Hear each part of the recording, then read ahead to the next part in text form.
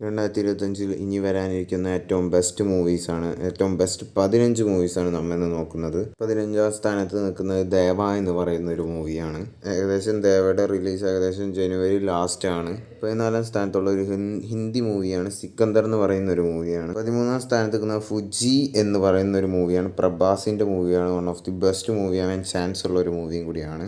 ഈ പടത്തിൻ്റെ name announcement മാത്രമേ നടന്നിട്ടുള്ളൂ. റിലീസ് ഡേറ്റോ മറ്റു കാര്യങ്ങളൊന്നും പുറത്തു വിട്ടിട്ടില്ല. 12ാം സ്ഥാനത്ത് നിൽക്കുന്നത് തഗ് ലൈഫ് എന്ന് പറയുന്ന ഒരു മൂവിയാണ്. തഗ് ലൈഫ് ഏകദേശം റിലീസ് ഡേറ്റ് പുറത്തു വന്നിട്ടുണ്ട്. ഏകദേശം ജൂൺ 5-ാം തീയതിയാണ് തഗ് ലൈഫിൻ്റെ റിലീസ് വരുന്നത്. 15ാം സ്ഥാനത്ത് നിൽക്കുന്നത് വിഡ മുഅർച്ചി എന്ന് പറയുന്ന ഒരു മൂവിയാണ്.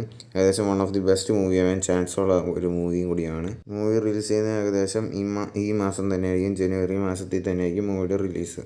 10ാമത് നമ്മുടെ സ്വന്തം ലാലേട്ടൻ അഭിനയിക്കുന്ന L2 എമ്പുരാനാണ്. ഈ മൂവിക്ക് വേറെ പ്രത്യേകത കൂടിയുണ്ട്. മലയാളത്തിൽ തന്നെ ഏറ്റവും അവൈറ്റിംഗ് ആയിട്ടുള്ള ചിത്രം കൂടിയാണ് L2 എമ്പുരാൻ. എമ്പുരാൻ്റെ റിലീസ് ഡേറ്റ് ഏകദേശം മാർച്ച് 27-ാം തീയതിയാണ്.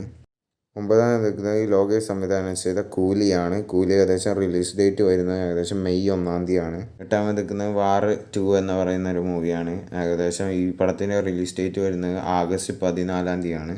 7ാമതുള്ളത് റെട്രോയാണ്. ഏകദേശം റെട്രോയും എമ്പുരാൻ ഏകദേശം കോമ്പറ്റീഷൻ വരാൻ പോകുന്ന മൂവീസാണ്. റെട്രോ എന്ന് പറയുന്ന ഒരു മൂവി ഏകദേശം സൂര്യയുടെ കീഴിൽ തന്നെ one of the best movie ആവാൻ ഒരുങ്ങിക്കൊണ്ടിരിക്കുന്ന മൂവിയാണ്.